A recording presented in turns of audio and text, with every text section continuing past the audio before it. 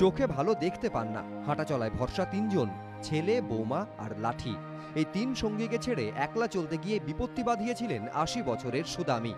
শেষমেশ অবশ্য রেল পুলিশের তৎপরতায় মধুরেণ সমাপয়েত। বৃদ্ধার বাড়ি বিহারের বৈশালী জেলার বসন্তপুর গ্রামে। শনিবার সম্পর্ক ক্রান্তি এক্সপ্রেসে পরিবারের সঙ্গে বিহার থেকে যাচ্ছিলেন শিলচর। রেল পুলিশ সূত্রে খবর, কোচবিহারে পৌঁছে পরিবারের লোকেরা খেয়াল করেন বৃদ্ধা ট্রেনে নেই। সঙ্গে সঙ্গে রেলের বিশেষ নম্বরে অভিযোগ জানান ছেলে। শুরু হয় তল্লাশি। জিআরপি সূত্রে খবর, রবিবার সন্ধ্যায় জলপাইগুড়ি রোড স্টেশন থেকে 2 কিলোমিটার দূরে বৃদ্ধাকে বসে থাকতে দেখেন রেল পুলিশের কর্মীরা।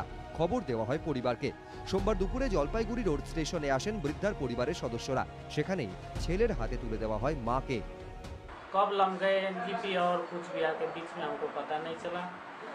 जब वो कुछ बिहार देखें तो नहीं है तो खोजना शुरू किया, आगे पीछे डब्बा में भी खोजे। किसके बदौलत ये मिला है आपको माँ जी? हम लोगों को ऑनलाइन कंप्लेन मिला था। एक लेडी है जो उनको गेट में, रेलवे गेट में यहाँ से स्टेशन से 1.5 किलोमीटर दूर मिला है। के फैमिली मेंबर आ गए हैं और इनका रिपोर्ट सब बना के वेरीफाई हो चुका है। अभी हम इनको सुपुर्द कर देंगे, ये लोग आराम से अपने घर जाएंगे। কিন্তু চলন্ত ট্রেন থেকে কি করে উধাও হয়ে গেলেন বৃদ্ধা?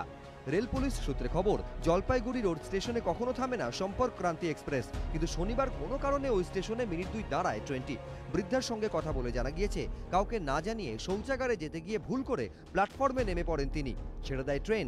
কোচবিহারে গিয়ে ছেলে বৌমা টের পান মা নেই ট্রেনে। তারপরই অভিযোগ দায়ের। রেল পুলিশের তৎপরতায় হারিয়ে ফিরে পাওয়া মাকে।